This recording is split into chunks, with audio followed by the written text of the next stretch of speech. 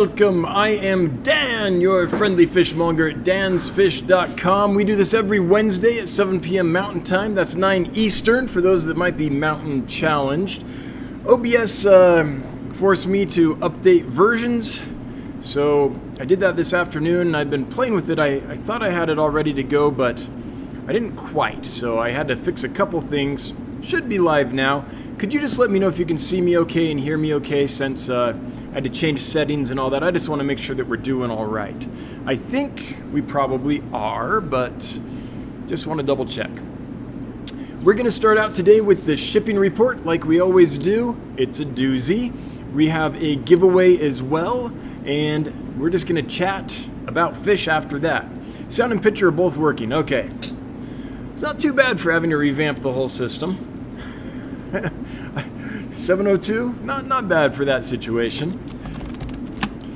The thing about doing this live is you can't really test it very much. You can test certain things, but until you actually go live, you don't know for sure what's going on. Okay. Getting the giveaway built. That's built now. And now we're going to do, oh, that's right.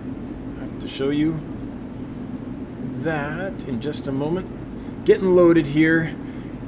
Whenever there's a little hiccup, like you have to switch software and all that, it throws things off a little bit. But now I think we're ready to go. Yeah.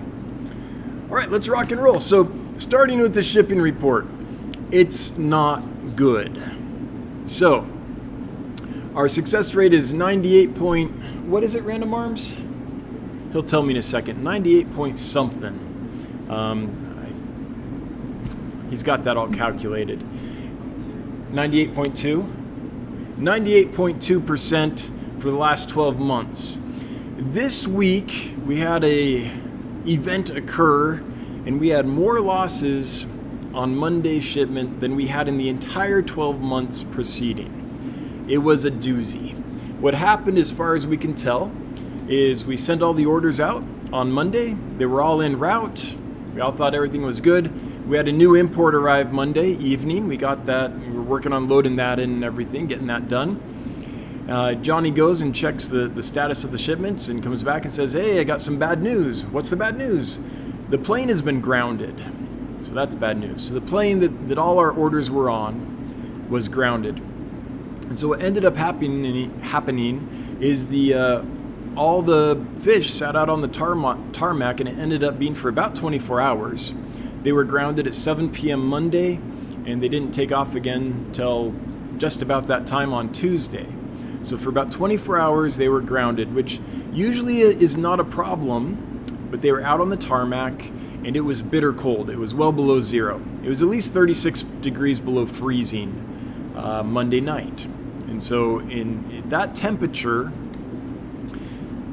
not being protected at all, I mean, maybe they were in the cargo hold of the plane, so maybe they weren't out in the wind, but they definitely were not anywhere heated.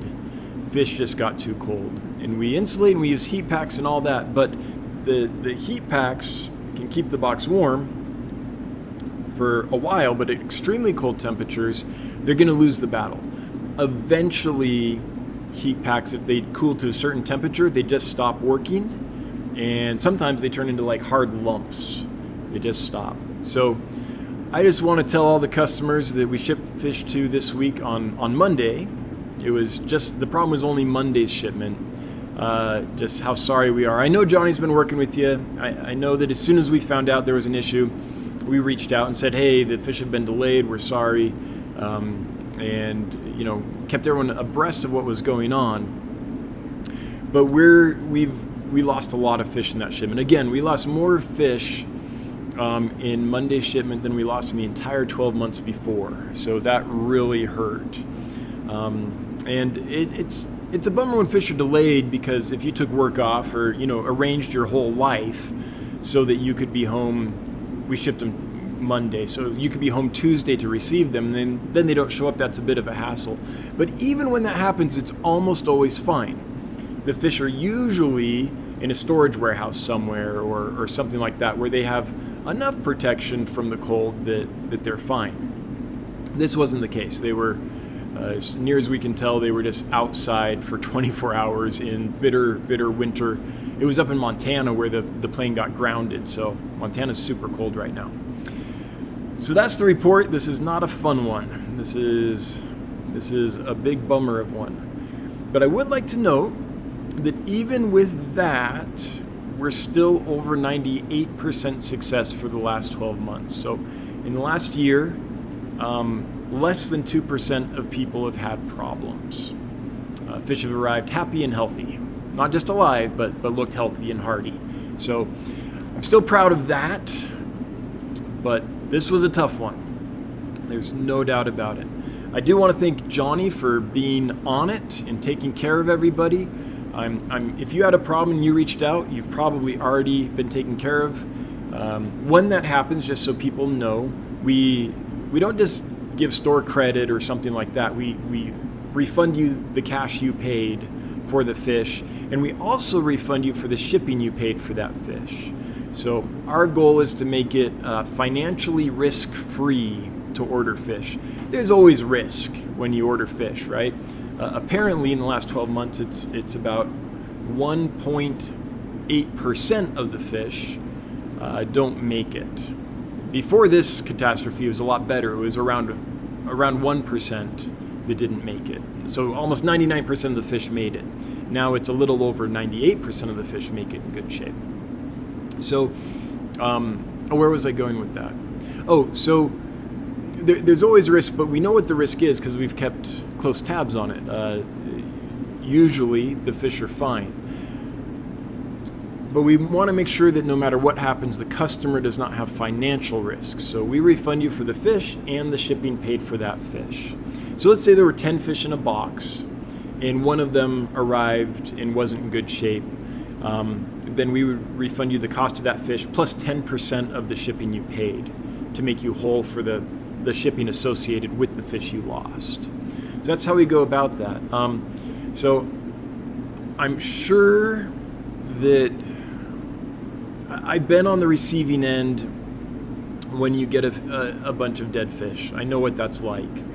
That's kind of the worst part of this hobby. No, the worst part of this hobby is when you watch a group, an aquarium of fish that has been fine for a long time, suddenly start having problems and gradually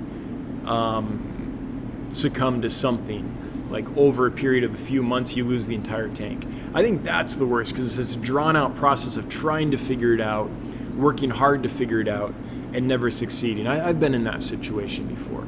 But next to that, I think just about the worst part of this hobby is when you receive a box of fish and there's dead in there. And in some cases, the entire box would have been dead because they would have just got too cold.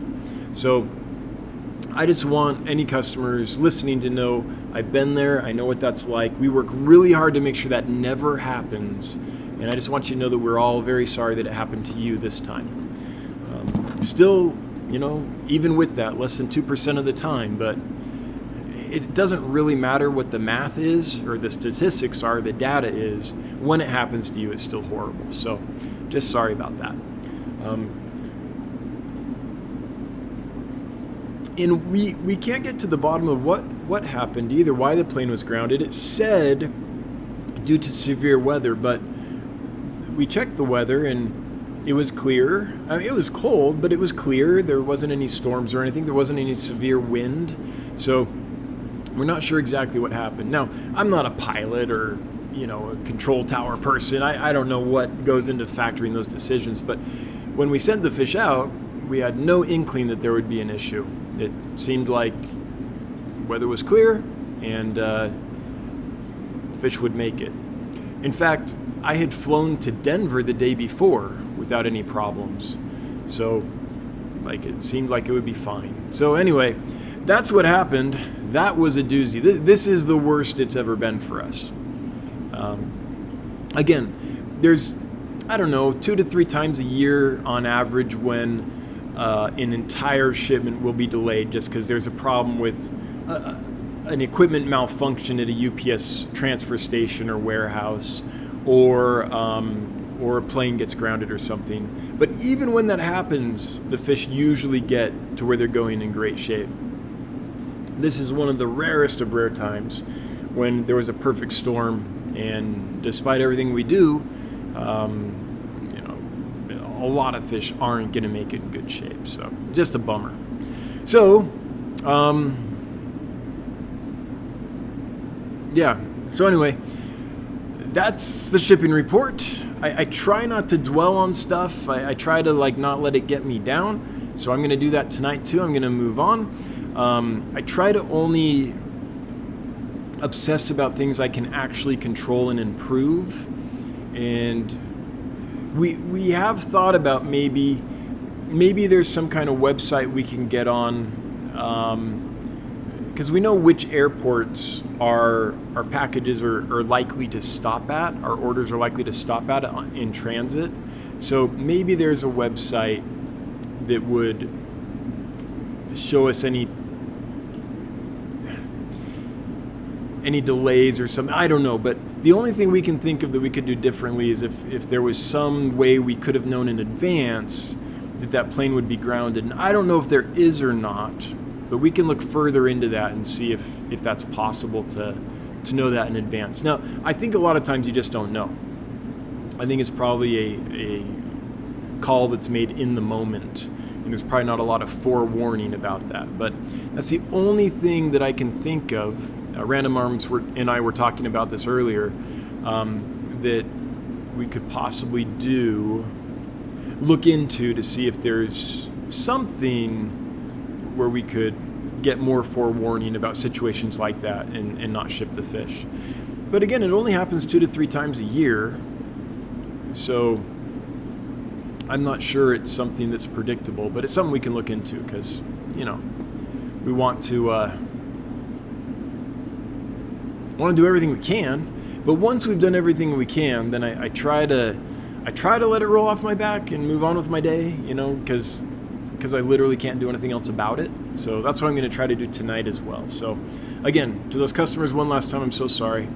But we'll take care of you financially. I wish we could take care of you in other ways. Okay, here you go. Here's your hug. There you go. I'm patting your back right now. There you go. Something like that. Anyway, we're going to move on now.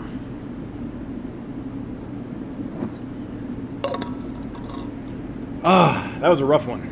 Haven't had to give one like that. Jeez, I can't remember the last time something like that might have happened.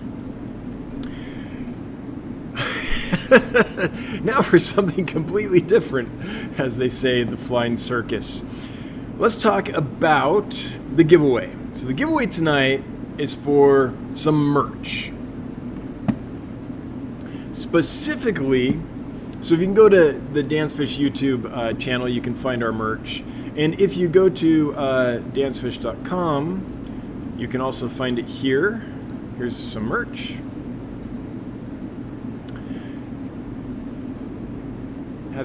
I think the latest ones might not be on there. Oh yeah, they are. There they are. Ta-da! Oh, I've got to change that one that says for February rainbow fish. That was a template that I gave to Bex so she could then design the fish for that. So yeah, there's a little boo-boo. Whoops. But anyway, you can find the merch. Why am I still doing that? A couple of ways. The specific piece of merch I want to give away today is this one. It's the beanie, because it's wintertime and I think that this thing's super cool. I think Bex did an awesome job. This is a stylized image of a Bosemani rainbow fish, Melanitania bosemani, and you can choose the color, but I went with spruce in the picture just because I think that those colors pop really nicely against that kind of dark green. But there's several different colors of beanie. The black's not bad either. It shows up really nice against that too. Anyway, I'll let you play around with that and decide which color you want. But the giveaway today is for a limited edition. I totally stuttered. Limited edition 1D Dancefish beanie. It's the February edition, so this stuff, this Bosemani rainbow fish merch will be available through February, and then it goes away after February, and we'll have a different design for you in March.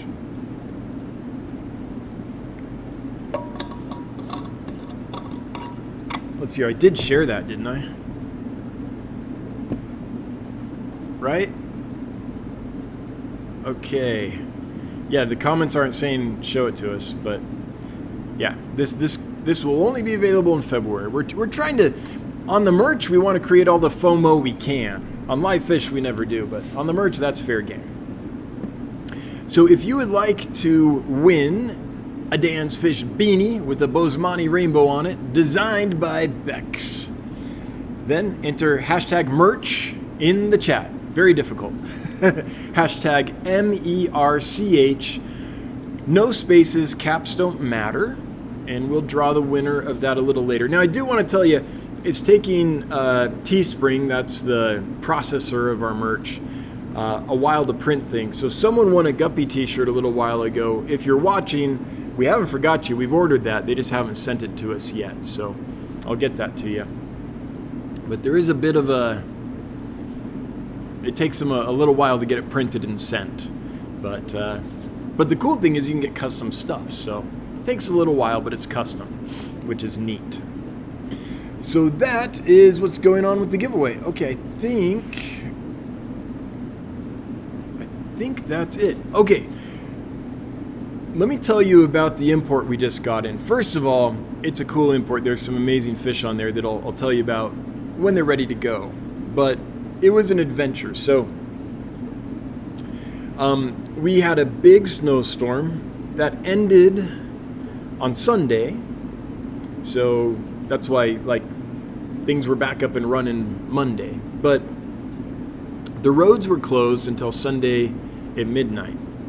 And that's a problem because I need to get in our van and drive down to Denver on Sunday so I can be there bright and early Monday morning when the fish land to pick them up and drive them back.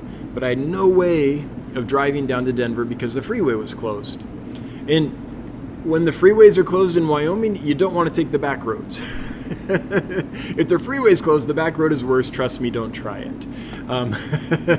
You'll get stuck in a 5-foot snowdrift. So anyway, couldn't get down there. So I'm like, okay, what do? We have all these fish that are going to land in Denver Sunday morning. I can't drive down there in time to get them. So we tried to look for a courier in Denver to find someone who...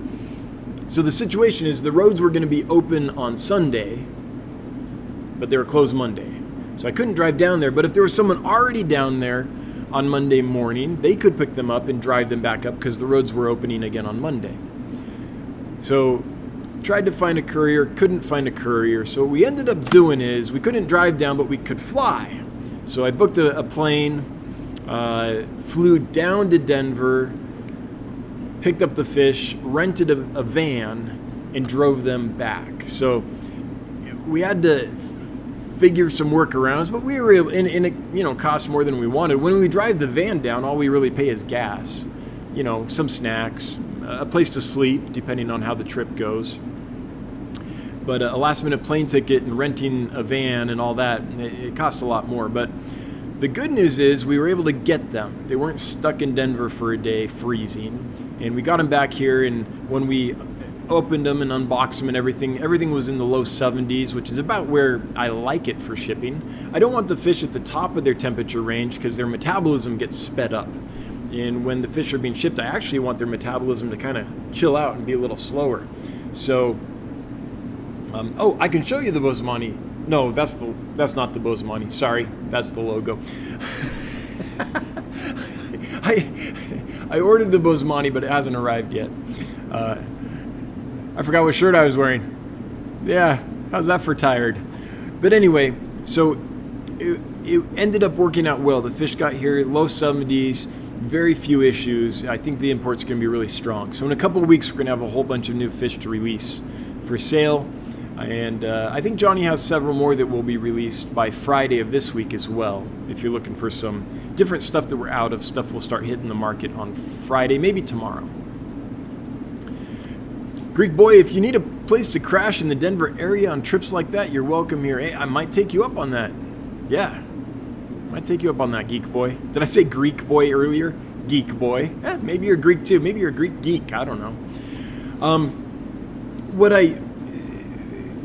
that trip taught me, though, is it might be good to find someone in Denver that wants to haul fish. Like, I would pay you. If you have a van or a minivan and you're able to haul fish, it needs to be heated. You could do a box truck too, as long as it was heated.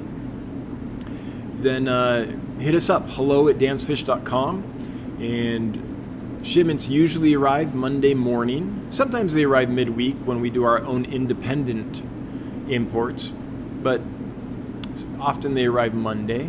It just depends on who we're going through. And then drive them up to Sheridan, and we would pay you to make that trip. So if that's something that interests you, drop us an email. We might be able to work something out. So that was getting the import here. That was the shipping report. The other thing that I'm excited to tell you about, so now we're done the hard stuff. The good thing is we have figured out how to ship to Canada, we think. So we're taking our first orders for Canada. We are just going to start a little slow. So if you're watching and you're from Canada and you've wanted to get fish from us, you can. You can go to the dansfish.com website, create an account, select Canada as your country, and we'll ship to you.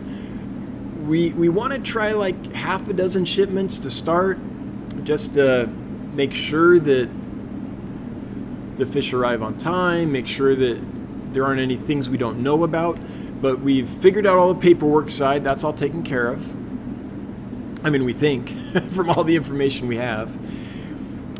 We can't sell you plants, but we can sell you aquarium animals.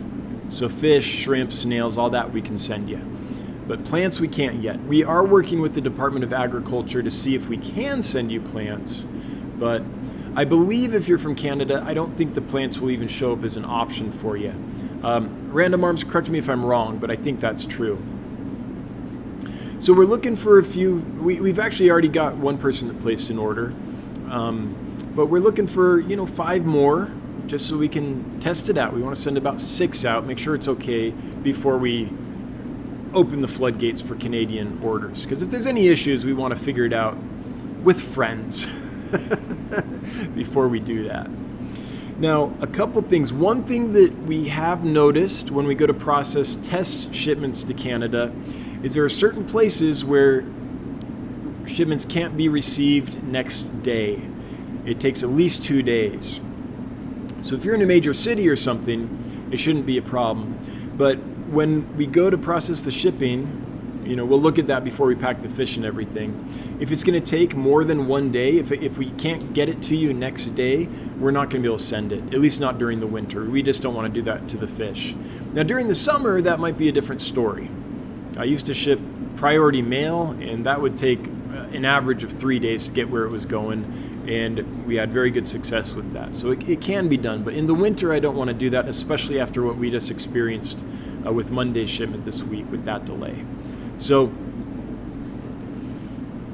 plants are not hidden for Canada yet. Okay, but if you are ordering from Canada, don't order any plants because your government won't let us ship you plants yet. We're working on that. We're seeing if we can make that happen, but we're still talking to the different departments, the ag departments, and figuring that out. So I don't know if that'll work out or not, but we're trying. So anyway, that's the big positive announcement that I know you've been asking for years. We finally got to the point where we think we can make that happen. So here's to the Canucks.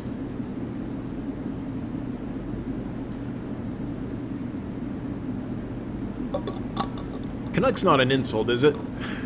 For some reason I said that and then it just struck my ear and I was like, wait, are you supposed to say Canuck? I don't think that's a bad thing to say, but if it is, let me know so I can stop saying it. Now I'm wondering. All right. Well, I've been rambling on for 27 minutes, so let's start finding out what's going on with you guys. We'll get to your questions and comments in a moment. Before we do, I want to thank my moderators for being here, doing what they do, and making the stream happen and keeping everything kosher. I appreciate it. I also want to thank the members of the channel, the Fish Fam crew.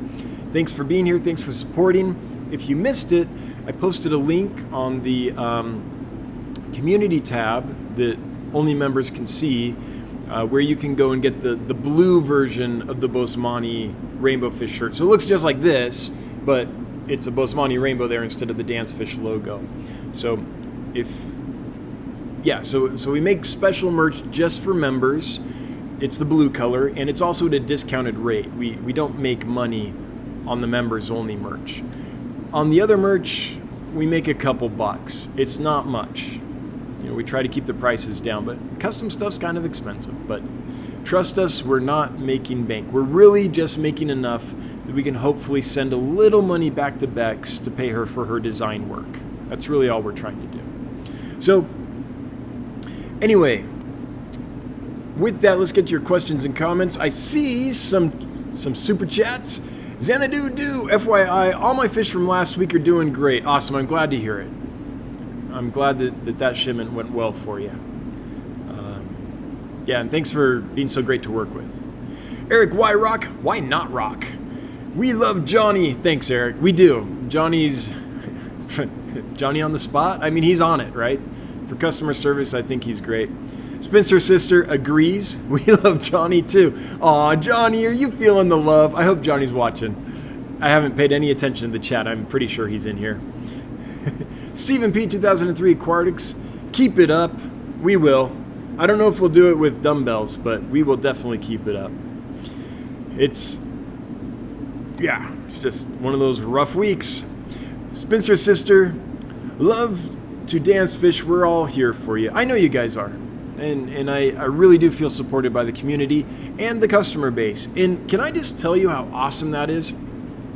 I've worked in plenty of places, including places that sold fish in the past, where it was like the company and the customers were at odds with each other.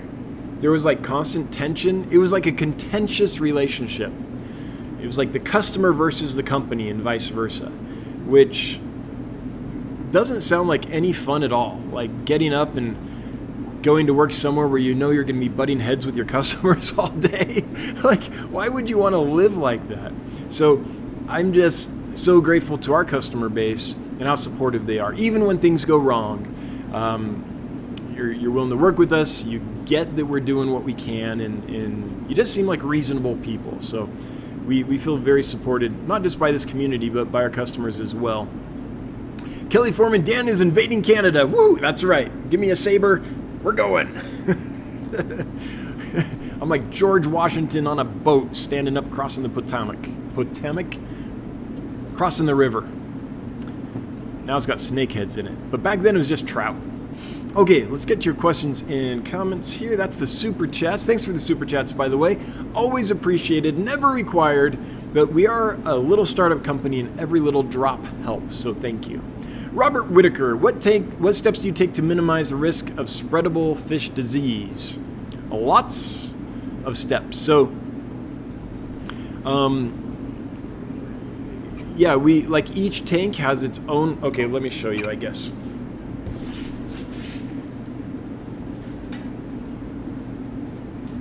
Each tank has its own set of nets. Those nets are only used for that tank. So this tank, these are the nets used for it.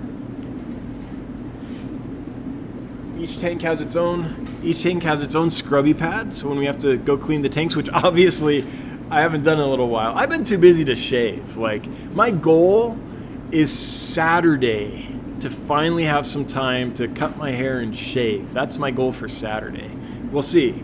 But each tank has its own scrubby pad, so we're not spreading, using one scrubby and going from tank to tank to tank. So generally, we try to make each tank its own isolated system. So if there's a disease in one tank, we don't go and spread it around to all the other tanks. So that's the main way we do that. And so far, so good. That seems to be the best way to approach that. The secret history living in your aquarium. Oh, wow. Thank you, Alexander, for the super chat. Here's for the merch that breaks even that I plan to order, and looking forward to stealing more of your photos with credit noted for species spotlights and live streams. Cheers. Hey, Alexander, thank you so much for the super chat. I appreciate it. And thanks for being an affiliate. We appreciate that too. And yeah, any affiliate can use any of our pictures or anything, is, you know, just note that it's from Dan's Fish. But we generally don't have a problem with anyone using any of our pictures, as long as you're not a competing store. That would just be silly. But if you want to use our pictures to, I don't know, for social media or whatever, we don't mind, as long as you give us photo credit for it. That's fine. Now, there are some pictures on our website that we give photo credit to someone else for. Sometimes customers take pictures and send them to us. I have a friend that's a professional photographer. He used to take pictures of fish for Tropical Fish Hobbyist magazine. He's let us use some of his pictures. So if the picture on our website is credited to someone else, you can't use that picture because we don't own it. We borrowed it from someone with their permission. But any other picture on our website, everyone's free to use. Just make sure it's clear that it came from dansfish.com and you can use it. I mean, we see that as only helping us. The more that people see dansfish.com out there on the internet or in social media, the better it is for our company. So we see it as free advertising. So feel free. Take the pictures, run with them. Just make sure you give us photo credit and we're good. All right. Now, if you're a competing store, no. But for anything else, yes. All right. Spinster Sister, I was your first Guppy shirt order and received it yesterday. All right. Spinster's styling now. All right. I'm glad you got it. Yeah. It's, I don't know what's going on with Teespring, but it's taking them a little longer than usual. For sure. I ordered a shirt on the 12th of January. No, the 8th, I think, of January. Something like that. I ordered my Bosmani shirt because I wanted to have it here and be wearing it tonight to show it all, you know, show it to you guys. But, yeah, it still hasn't arrived. It still hasn't shipped. It's still being printed. Jacob Metzer, are you aware of any breeding efforts taken for Sabua resplendens conservation? Do you know how to breed them? Thanks. Jacob, I've never bred that species. I've never tried. Well, they've probably spawned for me, but I've never raised that species. I do know people that have bred and raised them, though. I don't think it's difficult. I'm not remembering that incorrectly, am I? Yeah, I think people are breeding them. I'm sure the source that I'm getting them from is breeding them. But let's make sure that's reflected on the website. I should actually check that. Sabua. So that's the Asian rummy nose for those that don't know. Let's see here. Yeah, we've got to get that listed there because that is a fish from Lake Inlay, right? It has a fairly limited range, so we don't want to be impacting its natural habitat too much. But yeah, they're being bred on farms though. Almost. I mean, let me double check this, but I'm going to give myself a little note here. But as far as I know, all my suppliers that I'm getting them from are breeding them.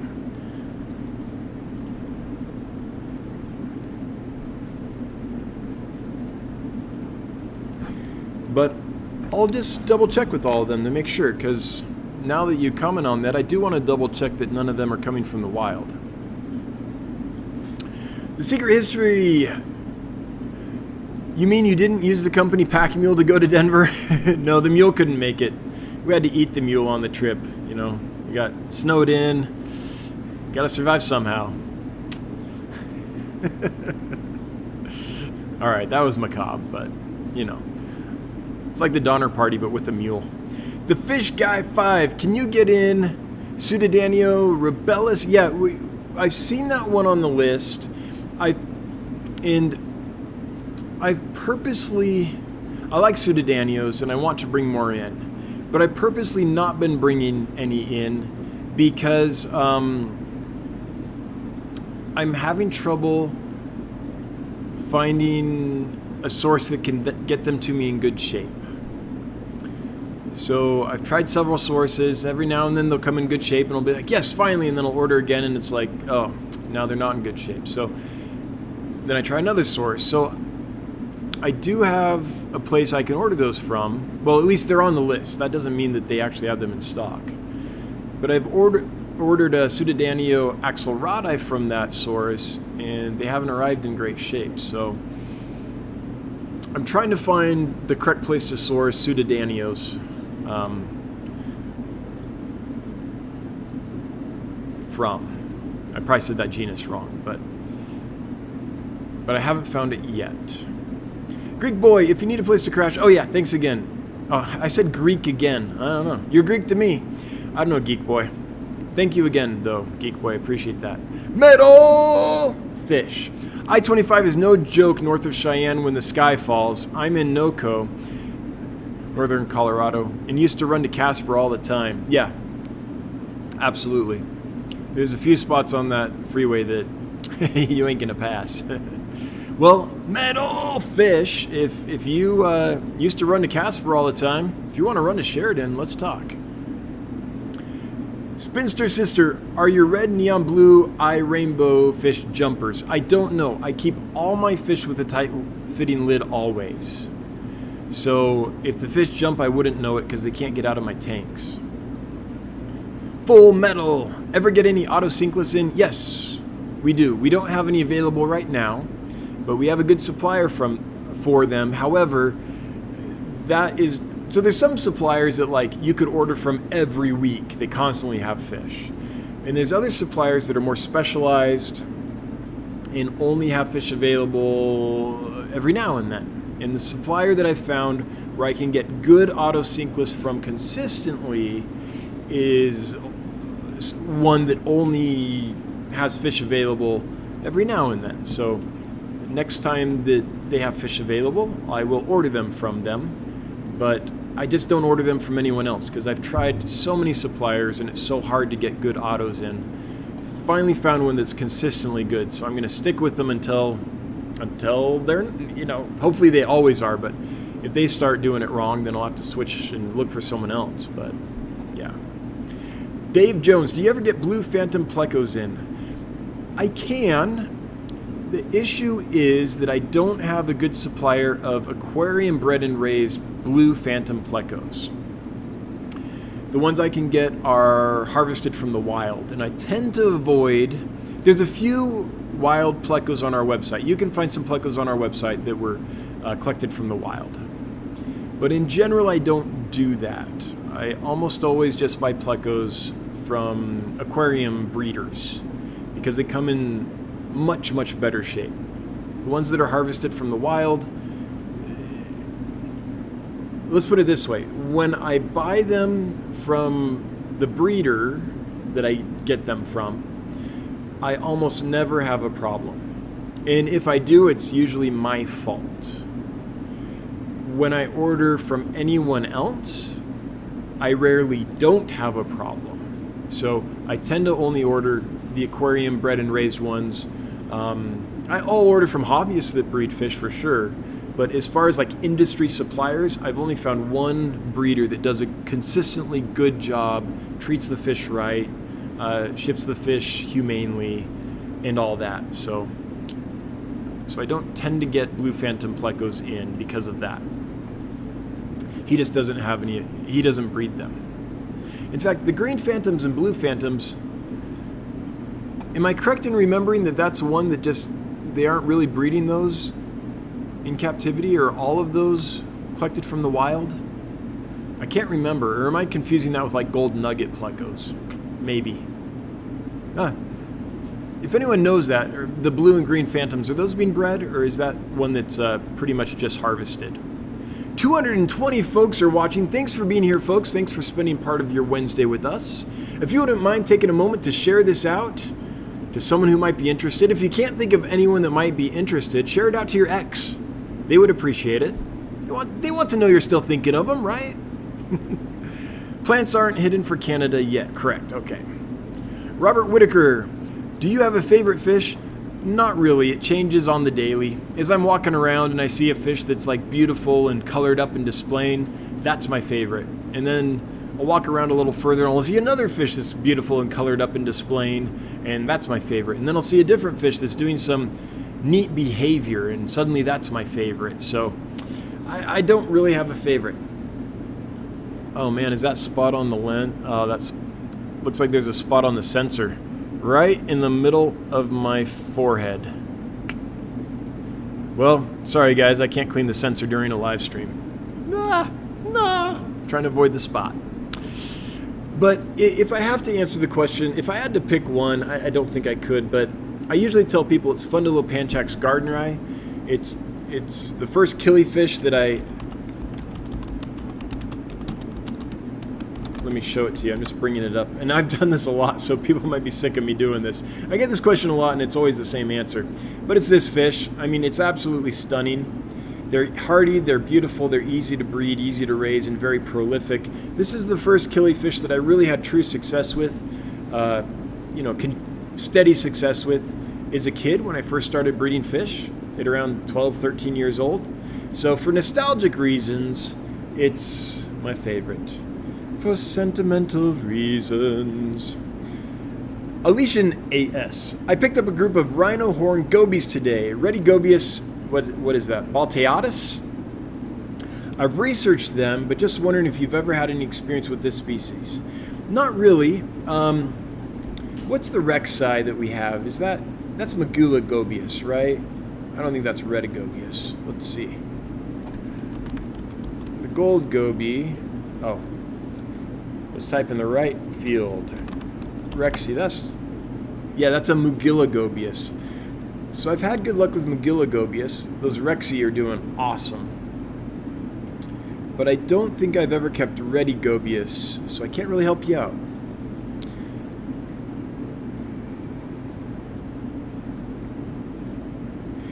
Nathaniel says, Adopocylus info.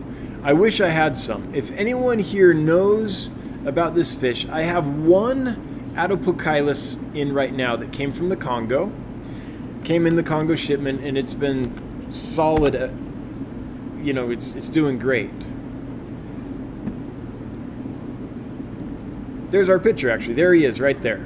It's basically like a Plecostomus from Africa is what it looks like.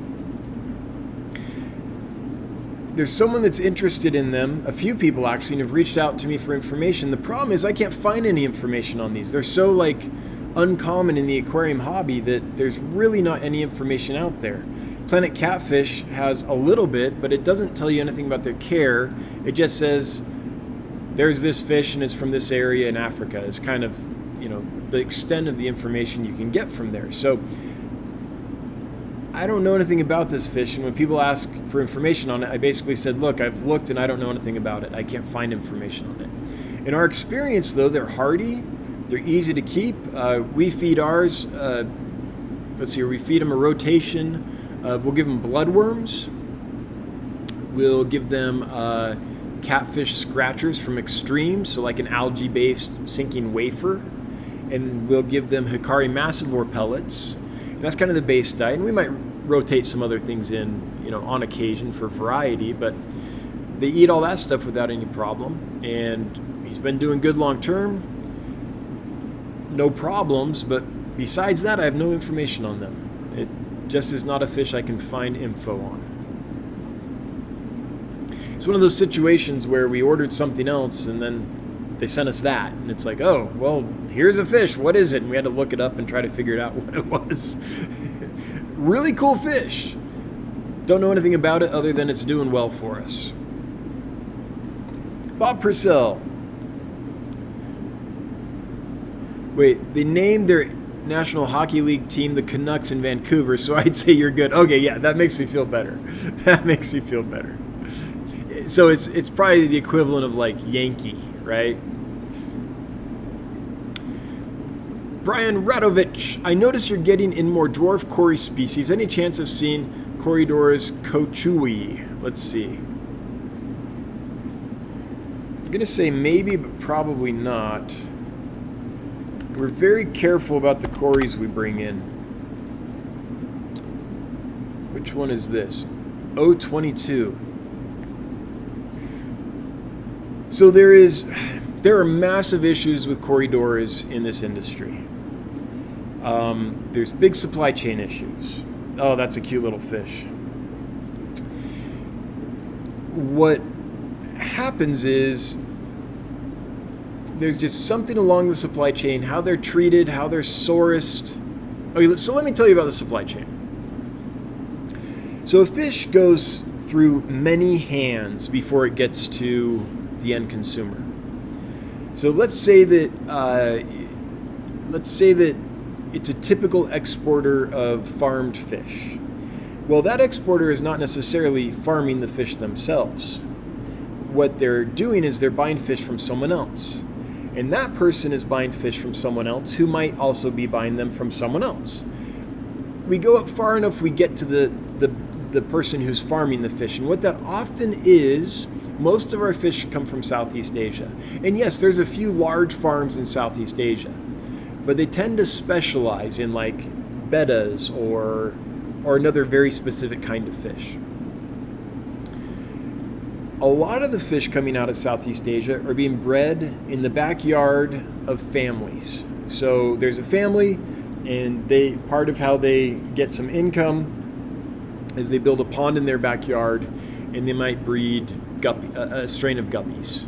They might have 2 or 3 ponds, but they don't have a lot, right? So limited producers at the top of this supply chain in general.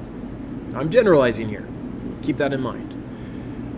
Someone goes around to a lot of those small producers and buys their stock, and then they take them to the exporter and sell them there, or they take them to someone else who buys from all these jobbers, which are going around and buying from these small producers, collecting enough to sell to the next step in the chain. So there might be 1 or 2 or 3 of those, and eventually it gets to the exporter. The exporter takes that fish, sends them, well, in a typical supply chain, to a transshipper. Let's say in the United States, they would come in, an agent would clear them, then they would go to a transshipper, then the transshipper would send them to a wholesaler. The wholesaler, this is all on the United States side, would send them to a retail store, and that retail store would send them to the consumer. So on the United States side alone, they've been through, on that instance, 5 steps. Maybe they cut out 1 or 2, maybe it's only 3 or 4 steps, depending on exactly how this fish is moving through the system. The point is, by the time a fish has gone through all those steps on the supply side, been shipped to the United States, and then gone through all those steps in the United States, by the time it gets to the end consumer, it's been through a lot. It's maybe been in transit for a week, maybe 2 weeks. In all that time, it's been stressed. It maybe hasn't had a lot of stability, water parameter wise, not a lot of food. It's stressed out, right? Then the end consumer buys that fish. Because of the stress, the immune system's compromised. The fish might have a problem, and often will die for the end consumer. That's the traditional chain. Cories do particularly badly in this chain. I don't know why, but cories don't take the supply chain very well at all. There's something about a cory in the supply chain that doesn't mix. Now, so that's farmed fish. You can also, and there are some exceptions, right? And we look for the exceptions, and that's where we get the fish from. On the collection side, it's kind of the same, but instead of farming the fish, the small producers are collecting the fish in limited numbers, and then someone's buying them from them, and that might happen once, it might happen twice. Eventually they get to the point where there's enough stock that they get on a boat and they head down the Amazon to a big port like Manaus or Belém. And at that point, they end up at the exporter, and then they're shipped out. So whether the fish are being bred and then sold, or being collected from the wild and then sold, it tends to be a long supply chain. We've tried many, many, many different suppliers for cories. and almost all of them, it doesn't work. For us to want to buy from someone, it kind of has to be consistent. The quality of the fish has to be consistent. The fish need to be handled according to certain standards. And we've had a hard time finding people to do that. There is currently one supplier that I know of that does a consistently great job with corridors. They breed them themselves. So the supply chain there is, I order from this person, they pack them up and ship them to me. That's the chain. We do have an import hub in Los Angeles where the fish come from that person.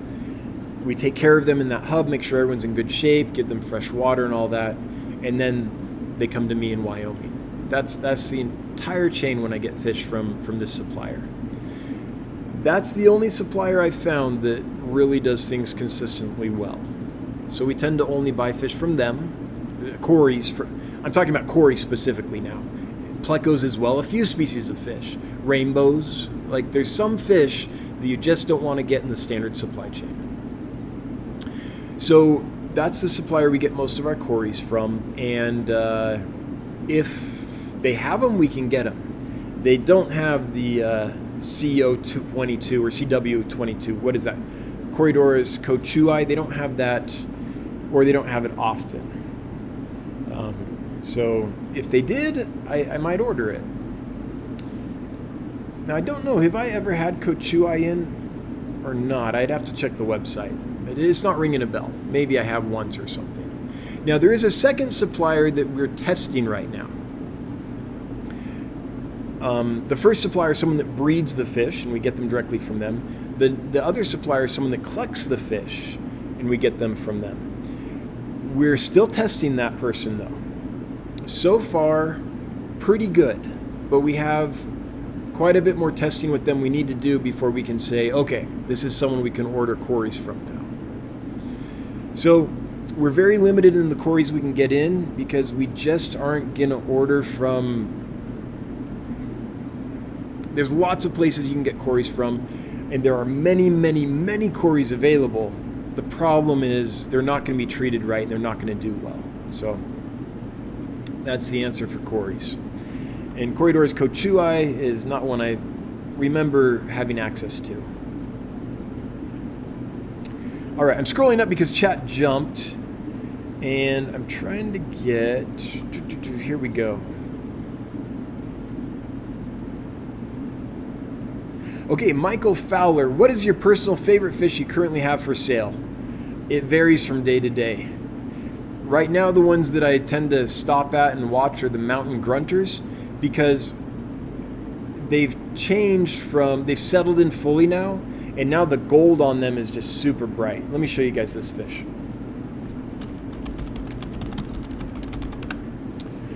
This is an awesome fish. So our picture doesn't do them justice, but when they settle in, this kind of brown area turns black, and this light area turns bright gold. Yeah, I don't really have a picture. You can kind of see the gold on this one in the back. But right now they're fired up. I need to get a picture because they look awesome right now. And so I do find myself stopping at that tank often and looking and just, being mesmerized by their beauty. Leo209 Aquatics, me and Matt agree that you should show the spotted Congo puffers, please, and thank you. P.S. If I order it today, can you guys ship in 2 weeks? Yeah, I think next week's shipping is already full anyway, so that works well for us. I can't show the Congo spotted puffers on the live stream because I'm at a desktop computer here. I'm not mobile, but you can see them on the last video we did. They're shown. Let's see, right here. If you go to our channel, go to videos. This video right here. These fish are fire. We showed the Congo spotted puffers in that video, and that was just taken 8 days ago. So you can see what they look like 8 days ago. By the way, they're awesome. They're perfect. No hesitation on them at all. But Michael Fowler, so today that's the case. A couple days ago, it was the Congo spotted puffers, just because they're so personable. They were up front and begging. Before that, it was the Kamaka rainbow fish, because the males were firing up and displaying together. They're in a big 75-gallon tank, so they could put on a show, and we have a lot of them. So it was just amazing to watch. It just changes every day on what's looking good. I'm very inconsistent on that. Snoochie Booch. Are you still thinking about a grand opener get-together you mentioned last year? Looking forward to that. Am I thinking about it? Yes. I don't know when, though. Like, I want to do that, but I don't have the bandwidth to put it together right now. We're all putting in very long days, and we're still in that startup phase where it's just long days, grinding out the work to get the ship afloat and sailing. That's still where we're at. So Jonathan and I actually went over the financial model again with the latest data, and we're in good shape. The model says this is going to work. We know the levers we have to pull to make the business work. But we're still, we're a startup. We're still working our way towards profitability. Right now, the money we get is going back in the business to help build the business to the point where it is profitable and as efficient as it can be and all that. But until there's a certain point where there can be a little bit less of a grind. I mean, there'll always be a grind, and maybe I can think about doing that. I would love to do it, though. I would love to do an event here.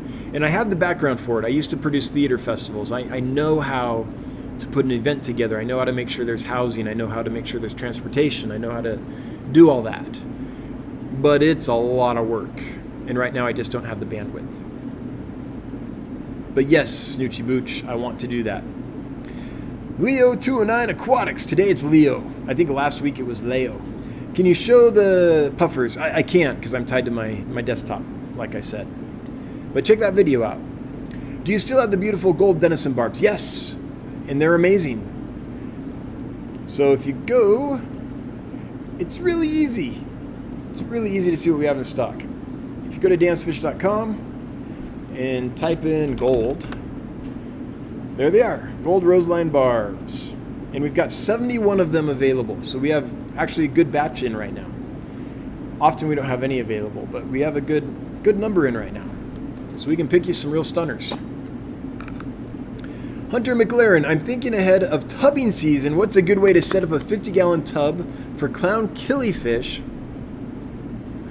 Looking forward to filling my tank with rockets in the fall. Cool. Yeah, maybe I can buy a bunch from you in the fall after they've bred. That would be really cool. So what I would do is I would make sure the water level's a little under capacity, maybe 4 or 5 inches from water level to the top of the tank, because killifish can jump. Now, clown killies are smaller, and I wouldn't say that in the past I've noticed that they're particularly prone to jumping, but I have no doubt that they could. So I'd keep the water level below the rim of the pond for sure, the tub. I would make sure that at least half of the water is covered with floating plants, water sprite, whatever you want to use, where they can go in there and feel comfortable, feel secure, get out of the light if they need to. If they see a shadow overhead, they can dart under the plant, right? Get away from the predator, all that stuff. And if you do that, you'll probably be okay. The only thing I don't know about is jumping. So if you can find a way to put a cover on it so they can't jump out, that'd probably be a good way to start, at least until you know if they're prone to jumping. I would assume for the first couple weeks until they fully settle in, they'll be quite prone to jumping. After that, maybe not as much, but I don't know. All it would take is a raccoon to come over in the nighttime and scare them, and then they might all jump out. That's the big question mark with killifish and outdoor tubs. Now I know it can be done. There's lots and lots of old-time AKAers who have kept fish in outdoor tubs and ponds and all that, kept killifish and bred them and raised them In fact, sometimes people win shows from fish that they raised outdoors in tubs because they eat all the insects and they have the sunlight and they just get big and stunning. So it can be done, but I haven't tried it with annulatus, the clown killifish specifically. So that's my thoughts, Hunter. Thanks a million for answering my question, says the Fish Guy 5. Hey, you're very welcome. Always happy to talk fish with another fish nerd. That's what I live for, really. Alicia A.S. E-Mark is a transporter out of New York that has shipped the Axel rod eye. I could check with that. I'm pretty particular about the transshippers I use. I'm very careful about that. But I think that Sudanios are just, I don't think they ship well. And until I find a supplier that's going to consistently ship ones in good shape, I'm just not into killing fish. Mountaintop puffer, I do occasionally, but I do everything I can to prevent it. And one of those things, the main thing actually, is to be picky about my suppliers. That's really the main thing I can do. Because if I do that, then the fish we get are in better shape. They're more expensive because they've had to be treated, to certain standards, but they're in better shape and they recover quicker and they're more likely to do well for my customers. So that's the biggest thing I can do. In fact, I know the industry stats on the supply chain and losses through the supply chain, and I'm happy to say we do much better than the industry average. And it's because we're picky. Mountaintop Puffer Keeper, even I occasionally can find an excuse to cover fish delivery to Sheridan from Divide. Miss Mountaintop? Has family in Sheridan. Oh, okay. And the Santa Fe has cargo space. All right. I might hit you up next time just to see if you're free. The next import that we're doing is going to be a lot. It's, I think, like 27 or 29 boxes. So I'll probably need to take our cargo van for that just because it's a lot of boxes. But we often do, I think this last import I did was 11 boxes and it fit in my minivan no problem. I had space for quite a bit more. I think you can fit 16 to 20 boxes in a minivan without any problem. So, all right, I'll keep that in mind, Mountaintop. Metalfish, I need a van and I don't think my employer would be okay with that, but I would love hauling fish instead of heavy equipment. Yeah. Put it on your backhoe and haul it up here. Just put it in the bucket. Lady Rorschach, I know they are super generic and they are available at Aquatic Arts, but do you plan to have black neon tetras available for purchase? I don't plan on bringing that fish in. I love it, but I don't think it would be profitable for my business simply because you can get them at any Petco or PetSmart or whatever, and for like super cheap. So now, saying that, I think eventually I'll be able to. I don't think I can right now, but if you look at our stock list, you will see there are some fish that we sell that are very common.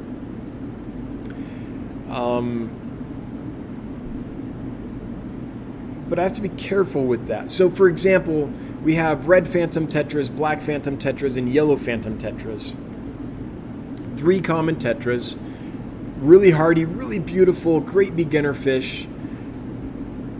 The problem is they're available at any big box store. And so we've had trouble moving them. I think we've had some of them since like July.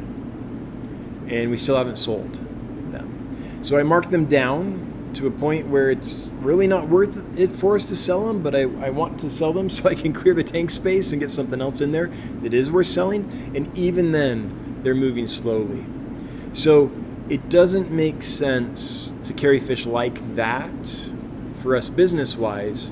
And I think black neon tetras would probably fall in that category. Now, the reason I think we might be able to do that in the future is as people learn about dance fish and how we operate and what our values are, and as they experience the difference of getting fish from us versus other places and see that our fish tend to live. I love how Stephen P. 2003 Aquatics puts it. He says, Dan's Fish has fish with the will to live. Got a hankering to live. As that story spreads and more people just decide, we just want to get from Dan's Fish because we know the fish will be treated humanely, and when we do, they tend to live.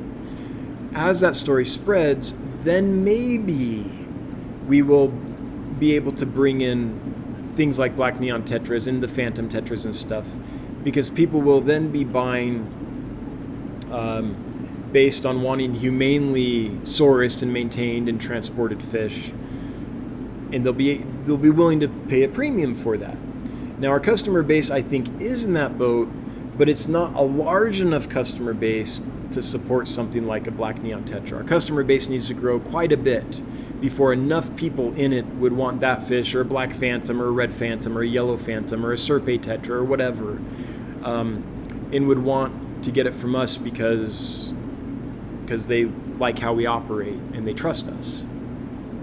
I mean, despite all the problems we had this last Monday, occasionally something happens, but in general, that's what people experience when they buy from us. So we'll have to test that again further down the road and see if there's enough people that would be willing to pay what we would need to charge for a fish like that to make it profitable to do and still treat the fish the way we want to treat them. So that's the answer to that.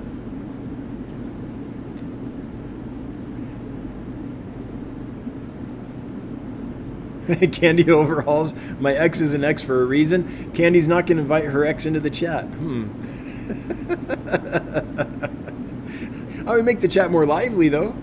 Could be quite dramatic.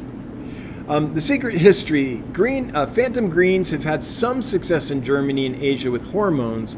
Phantom blues I've never heard of, nor had success breeding, sadly. Yeah, okay. Anyone else know? I mean, I don't think any of the phantom plecos, the greens or the blues, are being bred in sufficient numbers to be a regular part of the supply chain, even with hormones. But Alex, do you or anyone else know, when you say some success in Germany and Asia, do you mean they're regularly bred and sent out? Or do you mean like they've tried and they've had spotty success and they're still working on it? Sparrows swims. Any issue with the half-banded pike that you've noticed? Super cool fish. Yes. The issue is that they appear to have an encysted parasite. So I'm not a veterinarian, so I can't tell this for sure, but there are some spots on those fish that they came in with that have not responded to any medication and have never multiplied, never moved. They've had that spot and it's stayed there. Usually when I see that, it's some type of encysted parasite. So there's these parasites that have a multi-stage life cycle.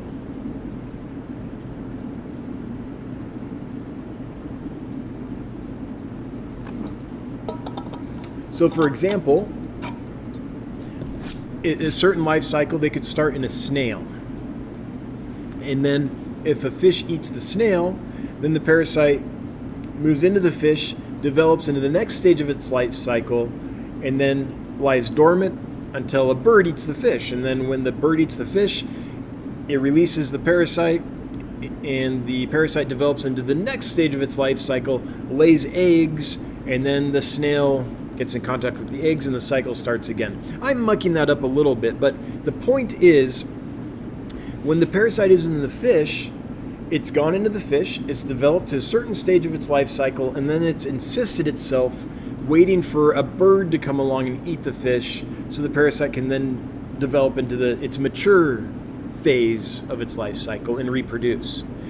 It's not able to reproduce in its encysted stage, so it's literally just staying there dormant.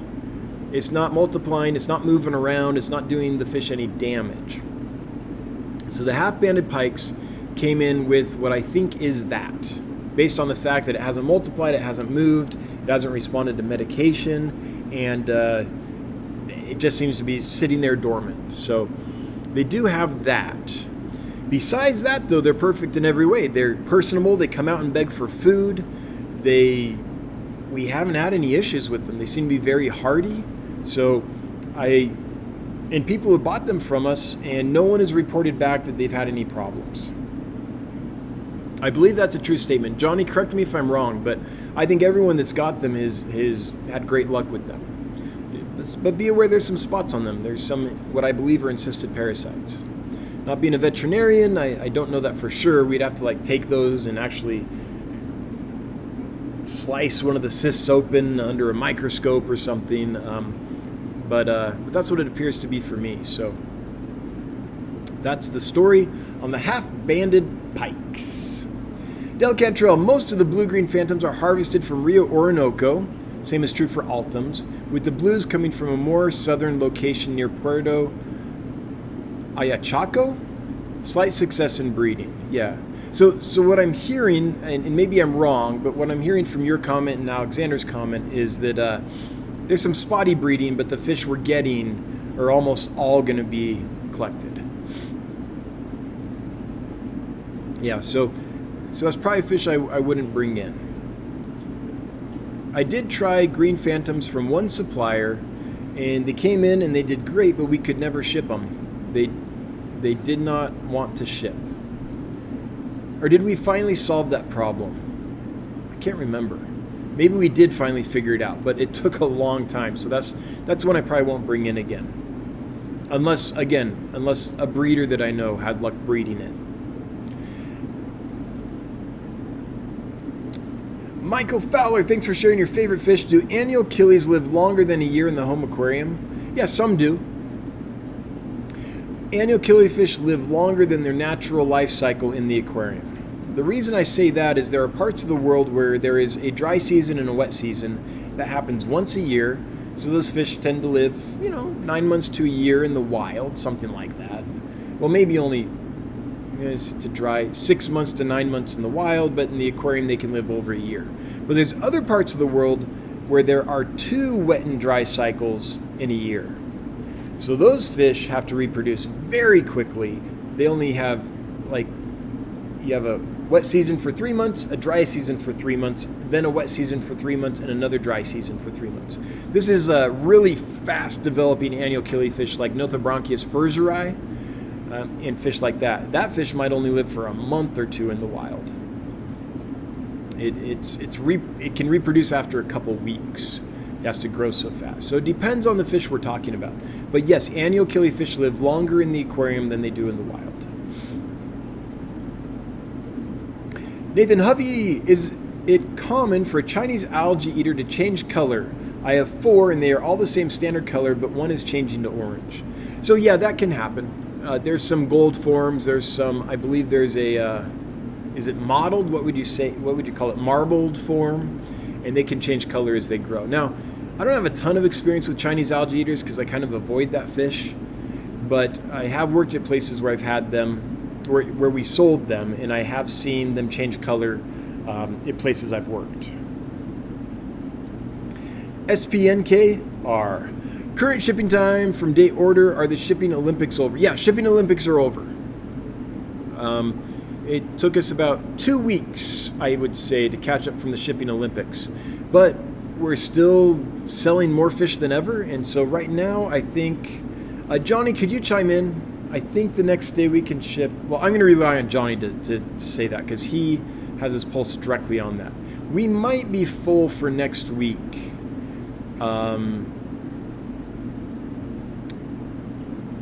But I also might be confusing that with another week, with this last week in a conversation I had earlier.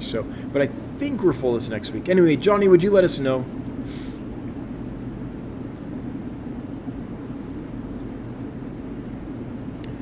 Okay.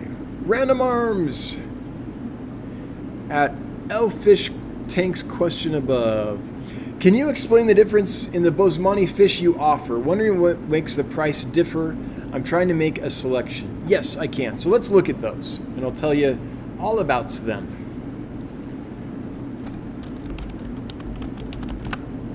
Okay, so Bosemani rainbow fish. So Bosemani rainbow fish come from different locations. In each location in demand to a certain extent, like some more than others. Or there's some that are just bred in aquariums as well. So the ones that are least expensive are these, the ones that are bred and raised in aquariums. They're not location specific. We're not exactly sure as to the species purity of these fish or location purity of these fish, but they're pretty fish for sure. And if all you're looking for is, I just want a pretty rainbow fish, this is just fine. An aquarium strain fish will be plenty pretty. When you get into the ones that are purebred, it's like the difference between dogs. If you get a mutt, it's fairly inexpensive. If you buy a purebred, great lineage, the pedigree dog, it's going to cost a lot more. Now, I personally just get my dogs from the pound when I get them, but I like mutts just fine. But there's definitely a difference in cost there. That's kind of the same with these rainbow fish. So these fish, the Itinjo, come from a specific collection location, and that location has not been crossed to any other species or any other location. So it's a location pure fish. So it's kind of like we know the pedigree, kind of like a purebred dog. The Aves Creek is the same thing. The Lake Ajimaru is the same thing, or Ayamaru, just depends on how you say it. So these are location specific. The Itinjo and the Aves Creek both turn much darker than the aquarium strain or the Ajimaru would. So these turn into a dark blue to charcoal, almost black front half with an orange back half when they really color up. So this picture, that's how they turn. And this is I would say an accurate picture. In fact, this black can extend even further back in some cases. So these guys, a dark, like a Halloween fish, get really dark.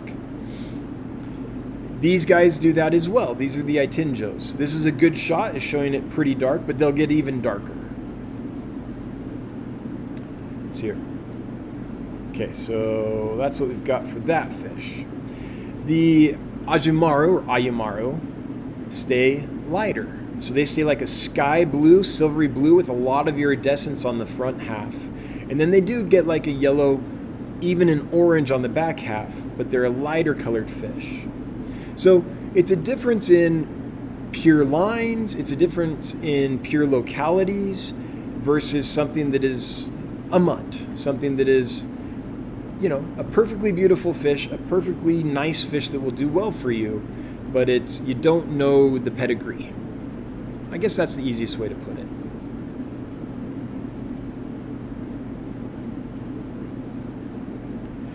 Nathan Virgil, West African Nanochromis, wild. Yes, so our Nanochromis that we have are wild. I brought those in from the Congo myself. So I know those are for sure wild collected fish. Okay, I'm scrolling up because chat jumped here. In fact, I think it should say that. So we try whenever we know. Nanochromis. Wait, that is Nanochromis, isn't it? Oh, how did I screw that up?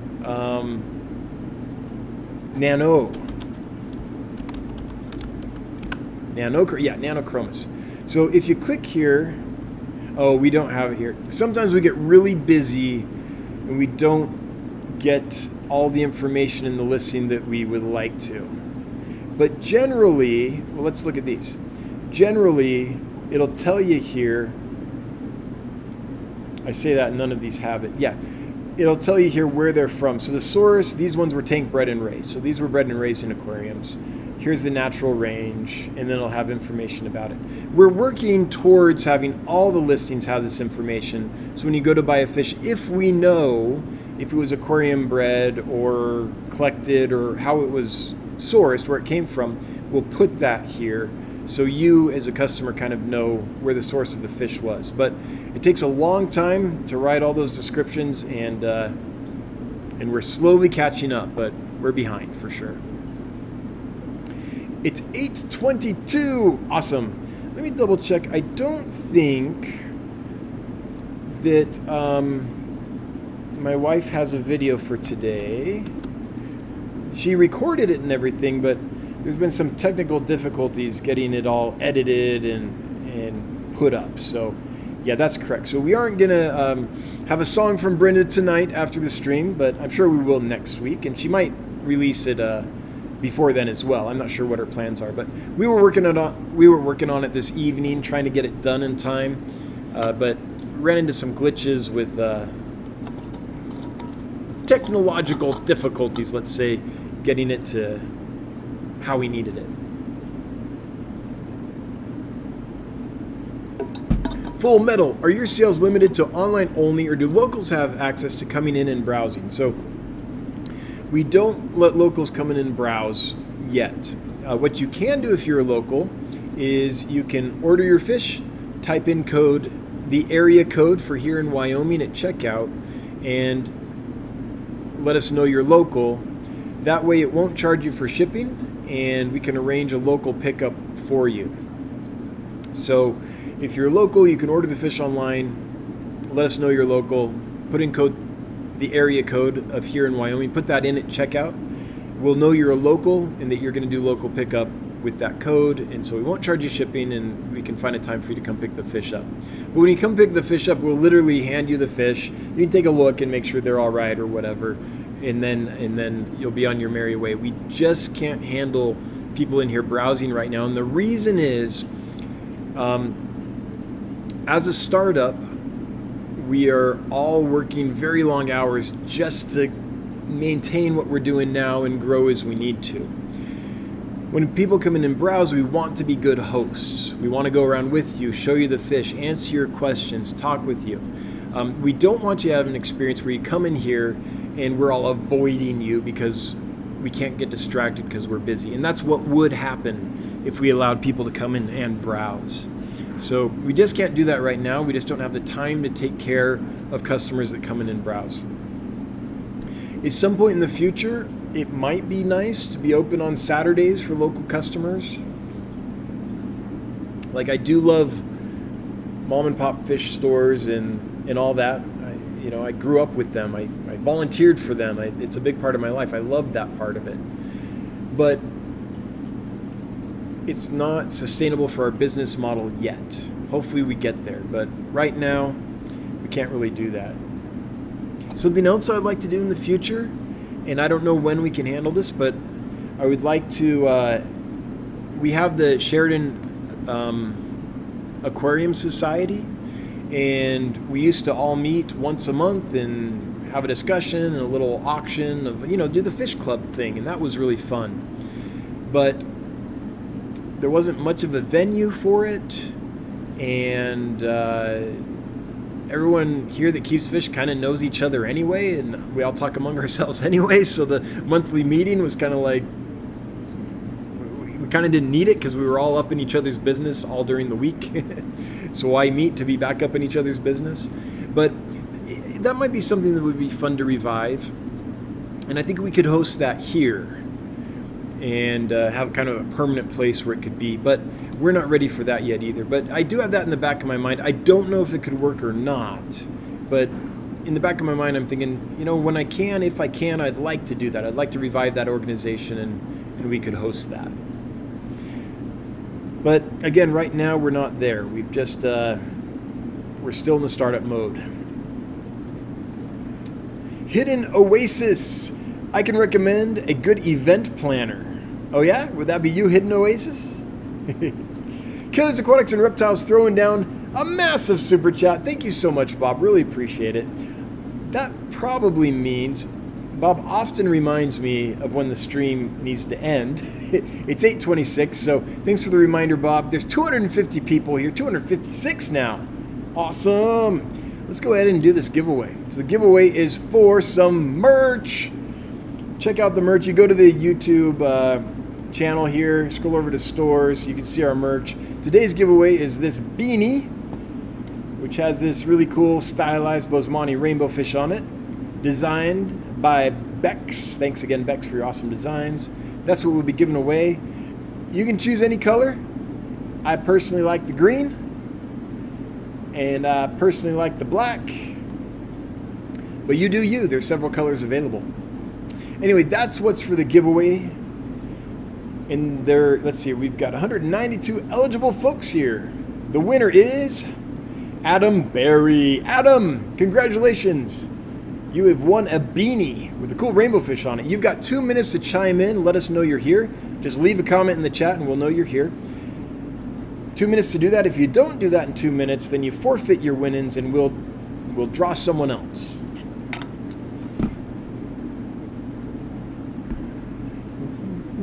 Okay, scrolling here. Night Owl Aquatics. I won a raffle. When can I pick up a longfin white snow corridors? Okay, I won a raffle. So I'm guessing you got a gift certificate or a gift card.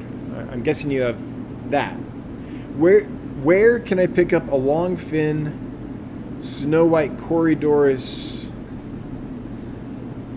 Do you know anything about them? I don't know anything about that. The only thing I can think of is maybe there's like an albino Aeneas in a longfin form. Is that what we're talking about? Maybe an albino Paleatus in a longfin form?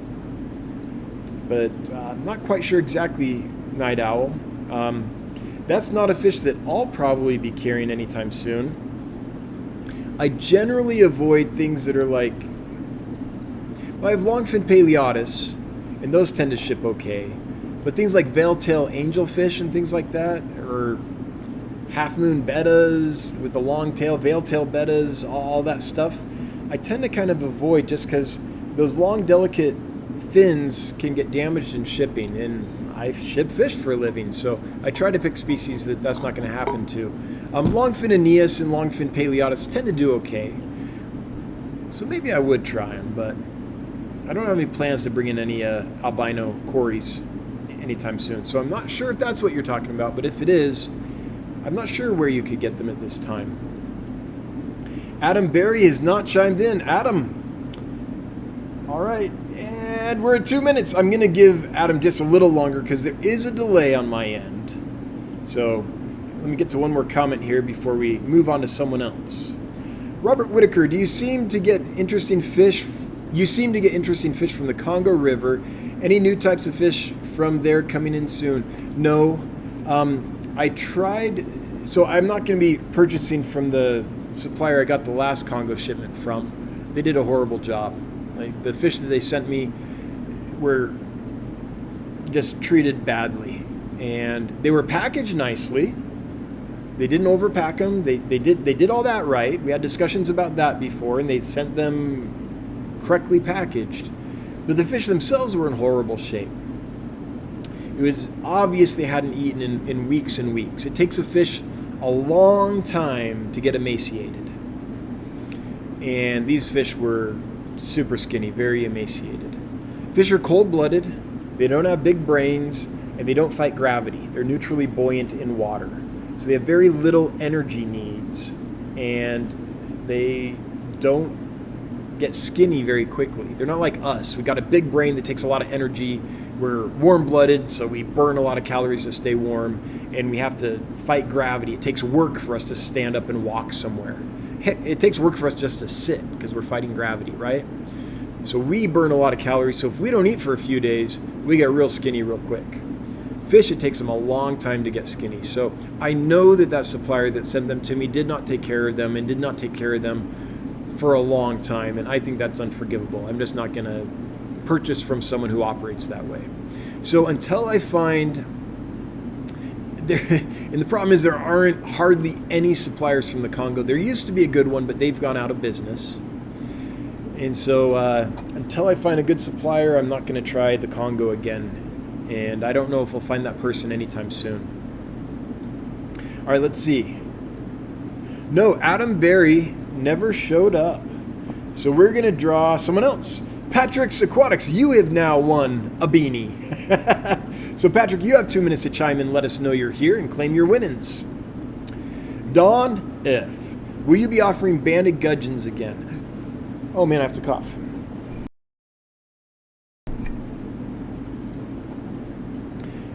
I like banded gudgeons a lot.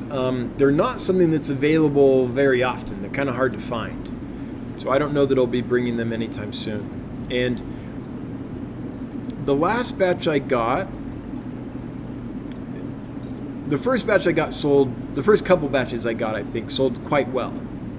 And I was able to get them at a small size, which is awesome. The last batch I got came in large and didn't sell very well. And I think the reason is I'd already saturated my customer base with them. So I do plan to bring in the banded gudgeons again, but only if I can get the smaller ones, just because fish are easier to ship and handle when they're smaller. And I'm probably going to wait a little while because I don't want to offer them to an already saturated customer base.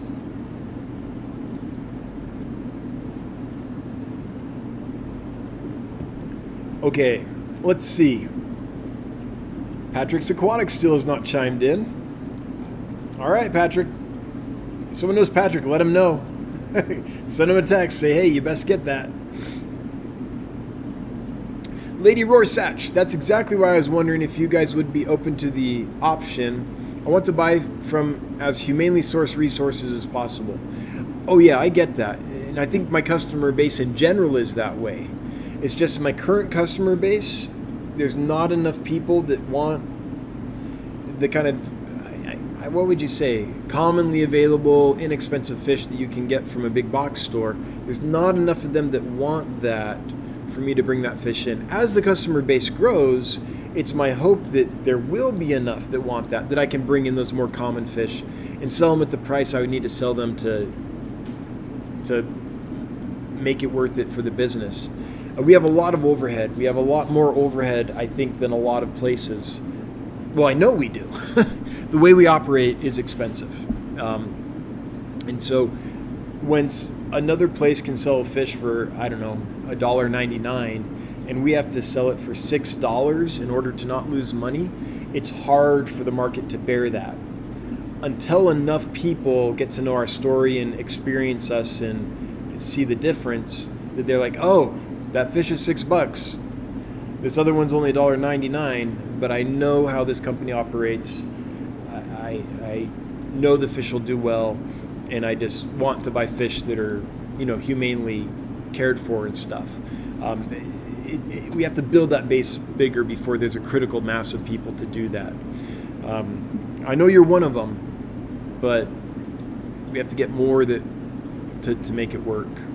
So that's just the reality of that situation. But, thanks for doing that. Thanks for being willing to pay more for humanely cared for fish. That's awesome. Patrick, okay, this is going to be one of those nights. We're going to draw forever. Metal Fish, hopefully you're still here. Metal Fish, you have 2 minutes to chime in and claim your beanie. Come on, the beanie's metal. How often do you feed the puffers the rapashi with crushed shells? I need to do it more often. It depends on the stage of the puffer. So when the puffers first come in, we tend to treat stuff they're going to eat, like crushed snails and bloodworms and maybe some frozen mysis shrimp, scuds, things like that.